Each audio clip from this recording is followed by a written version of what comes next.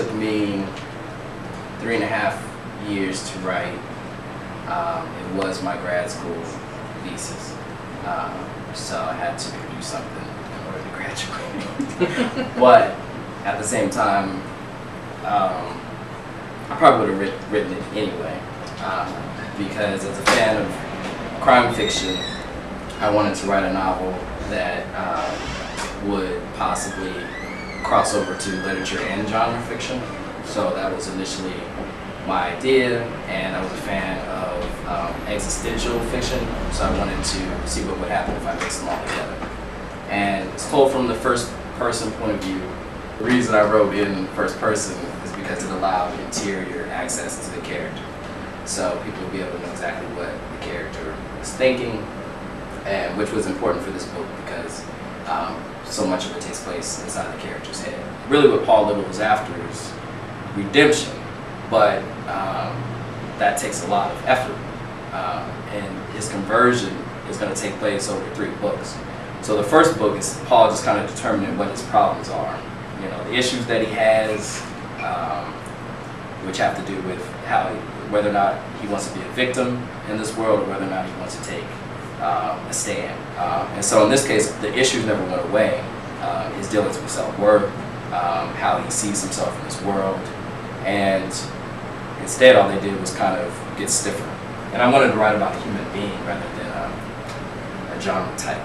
So a lot of these, when it comes to detective fiction, a lot of it is types. You know, the hard drinking, hard smoking, you know, womanizing detective. You know, it's really a great cop, but he's just has a terrible personal life. You know, we've seen it so many times that I just wanted to write about a human being. You know, so for me, Paul is pretty accurate in that sense. It's just that his philosophy is that basically people are the problem, and if he could just get away from people, he'll be okay. So, of course, that doesn't work. And so once we get to the second book, we see that no matter how you try to isolate yourself, it's always going to kind of make its way to your doorstep, you know, one way or another. And he thought he could be alone, but he also comes to the realization that being alone is not always that great, because there's no one who really is able to look after him. And once he gets into the situation, he has to rely on other people.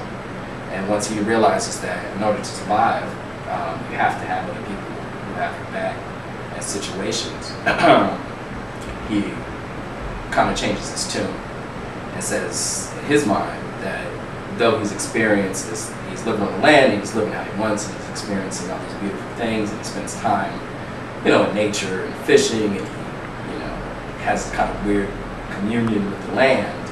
Those experiences really are better when they're shared, and that's what he comes to that realization of saying that if he has someone to share that sort of world with, or a family, or you know, even his grandfather's friend, it's just better, it's enhanced. And so he comes to that, you know, kind of realization at the end. But I think it's a cool concept and really different from what other writers have done too in that same genre, just because it's going from the dark into the light, so you're getting that transition from what you're indicating you're going to do. And usually usually they'll stay dark, and so you just get this repetitive dark theme, and you know, which I think can get a little old. I think it's a new concept to take the same character into the light in that way, and with that genre specifically. And I just think the descriptors that you give are phenomenal. I mean, you paint the picture so vividly. I've never spent any time in Philadelphia, but I feel like I have. So, you know, and I just think you do a wonderful job with that. So it'd be really interesting to see the character develop that way. I appreciate it. I think once he gets what he needs, which will be in the third novel, and once he kind of achieves that happiness, he's good. There's really nothing else to do, because he doesn't want to be a detective. You know, he's not interested in that. He's a reluctant detective, and in the first book, he's a reluctant sacrifice. He really sees himself as this kind of sacrifice for all the ex-cons who haven't been able to get a fair shake. And so in his mind, if he can make it through the end, that means there's hope, and that's all he really has, and that's the only thing that's ever gotten him through prison, and he believes that it'll get him through this.